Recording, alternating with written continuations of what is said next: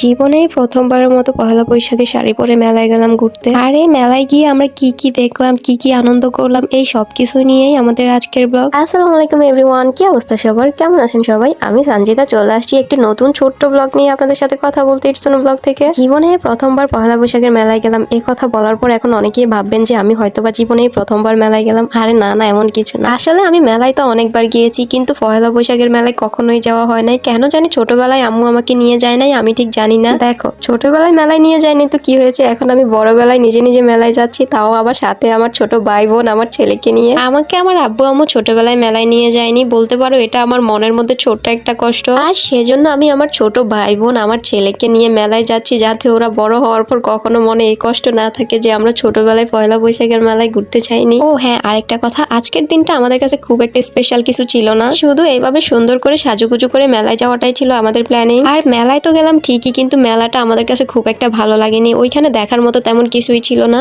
দেখার মতো তেমন কিছু না থাকার পরেও প্রচুর মানুষের ভিড় ছিল ওইখানে। মেলাটা ছিল আমার গ্রাম থেকে প্রায় 4-5 গ্রাম পরে। আমরা কষ্ট করে এত দূরে মেলা দেখতে গেলাম ঠিকই, কিন্তু মনের মতোই কিছুই দেখতে পারলাম না। আর মেলাতে এত মানুষের ভিড় দেখে মনে হচ্ছিল যে ওই এলাকার মানুষগুলো আজকে অনেক বছর ধরে মেলা নিয়ে অনেক ক্ষুধার্ত, হয়তো ওরা এমন মেলা আগে কখনোই দেখেনি। অনেকক্ষণ ঘোরাঘুরির পরেও যেহেতু আমাদের কাছে কিছুই ভালো লাগছিল না, আর সেজন্য শেষ পর্যন্ত এসে আমরা চানাচুর মাখা খাচ্ছিলাম। আমার মনে হচ্ছে যে চানাচুর মাখাটাই ওই মেলার সব থেকে বেস্ট একটা আইটেম। তাও যে খুব একটা ভালো ছিল এমন না, কিন্তু ওই মেলাতে সব থেকে বেস্ট ছিল। আর সব শেষে আমরা হতাশ হয়ে সামান্য হাবিজাবি খেয়ে বাড়ির উদ্দেশ্যে রওনা দিলাম। আর এই ছিল আমাদের আজকের ছোট্ট ব্লগ। আমাদের ভিডিও যদি ভালো লেগে থাকে সবাই পেজটা ফলো করে আমাদের সাথেই থাকুন। আল্লাহ হাফেজ।